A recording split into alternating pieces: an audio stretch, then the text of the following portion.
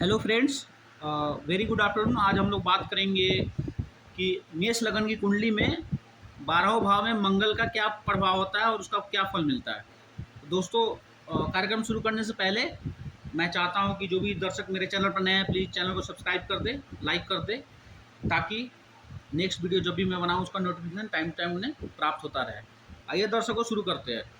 आज हम बात कर रहे हैं कि अगर मेष किसी व्यक्ति की कुंडली मेष लगन की है और 12वें भाव में मंगल का क्या प्रभाव होगा। तो सबसे पहले हम पहले भाव को लेते हैं।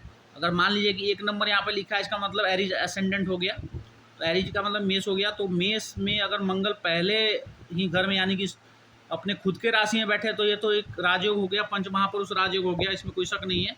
कैरियर को लेकर बहुत अच्छा होगा। व्यक्ति काफ़ी क्रोधी विचार का होगा, गुस्सैल प्रवृत्ति का होगा, अपने सामने किसी की सुनने नहीं देगा और व्यक्ति के सामने कोई टिक भी नहीं पाएगा। लेकिन यहाँ पे मांगलिक दोष भी बन जाता है दोस्तों। तो यहाँ पे विवाह के लिए भी देखना पड़ेगा, वो एक अलग विषय है, उस पर हम बाद में चर्चा करेंगे। अभी हम केवल ये कैरियर को लेकर के चर्चा करेंगे और बाकी और भी एस्पेक्ट को देखेंगे। लेकिन अगर विवाह की भी बात करें तो मान लो कि यहाँ पे अगर बैठा है मंगल, तो ऐसे लोगों को मांगलिक लड़की से शादी होना चाहिए। अगर मांगलिक लड़की से शादी नहीं होती है तो भविष्य में बहुत सारी दिक्कतें आती है, क्योंकि यहाँ से बैठ के सीधा सप्तम दृष्टि से मंगल अब विवाह स्थान को देखते हैं, तो विवाह में उथल पुथल हो जाता है इंसान के जीवन में। लेकिन कैरियर को लेके, पर्सनालिटी को लेके, अपना प्रोफेशन को लेके बहुत अच्छा रहता है। अब आइए दोस्तों, बात करते हैं दूसरे भाव की। दूसरे भाव में अगर मंगल बैठे हैं तो कदापि, मतलब कहीं से भी आपको शुभ परिणाम नहीं मिलता है। बस एक ही दृष्टिकोण से शुभ परिणाम मिलता है कि व्यक्ति जो होता है वो किसी तरीके से अपने जीवन यापन को चला पाता है। बट दूसरे भाव में अगर मेष लगन का मंगल बैठा है, यानी कि लग्नेश स्वयं बैठ गया है दूसरे भाव में, लेकिन उसके साथ कोई शुभ ग्रह अगर है तो बेहतरीन फल होगा, इसमें कोई शक नहीं है। लेकिन अगर उसका कोई पापी ग्रह बैठ गया, शनि, राहु या कोई भी, तो इसका परिणाम अच्छा नहीं होता है। वैसे तो माना जाता है कि लग्नेश अगर सेकंड भाव में बैठे तो अच्छा परिणाम होगा, लेकिन मेष लगन की कुंडली में अगर अकेले मंगल बैठे हैं तो अच्छा परिणाम होगा। लेकिन अगर साथ में राहु, शनि या कोई और ग्रह बैठे हैं तो कदापि अच्छा परिणाम नहीं होगा। अब आइए दोस्तों, बात करते हैं तीसरे भाव में। तीसरे भाव में अगर मंगल बैठे हैं तो ये आपके पराक्रम को बढ़ा देंगे, भाई बहनों से आपका संबंध अच्छा रहेगा और बाकी सब स्थिति भी आपकी बेहतर आने वाली है, इसमें कोई शक नहीं है।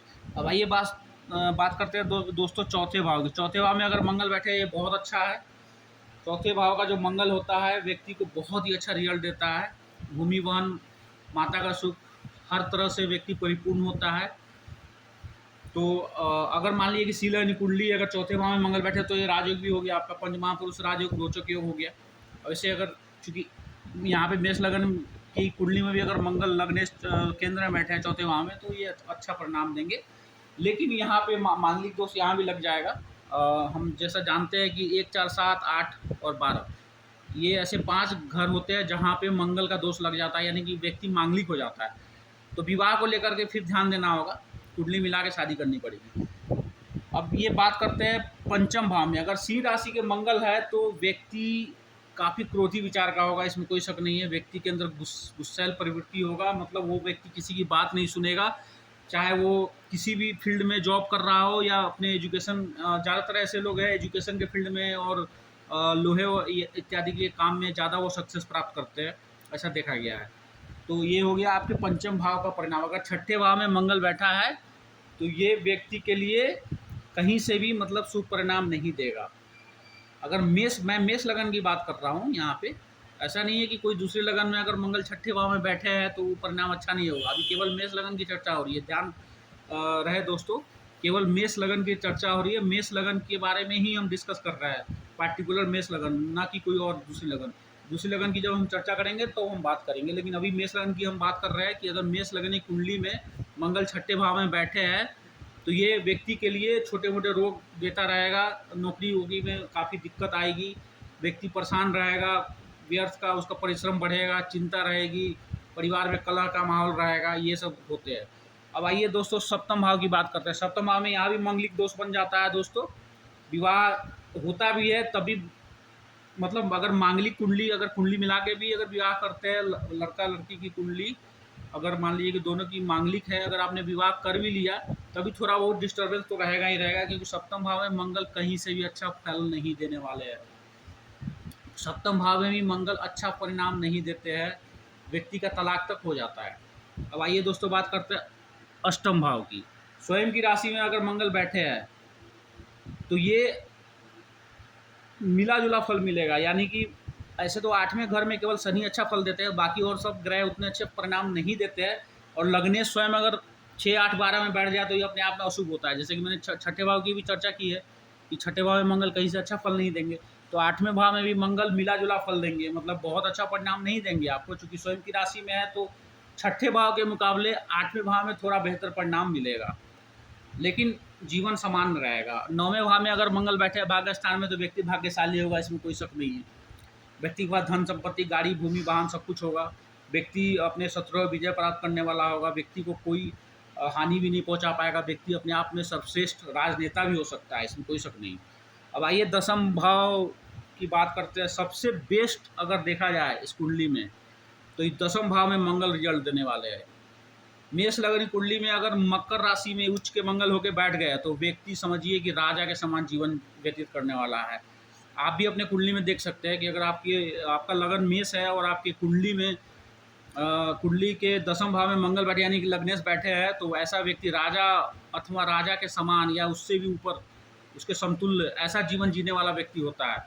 मतलब उसके जीवन में सब कुछ होता है, उसे सब कुछ हासिल हो जाता है अपने जीवन काल में, इसमें कहीं से कोई संचय नहीं है। तो ये सबसे बेस्ट प्लेसमेंट है मंगल का, लग्नेश का, यानी कि मेष लग्नी कुंडली में, कालपुरुष की कुंडली में अगर मंगल यहाँ पे दसम भाव में बैठे हैं तो ये अपने आप में बहुत बढ़िया है।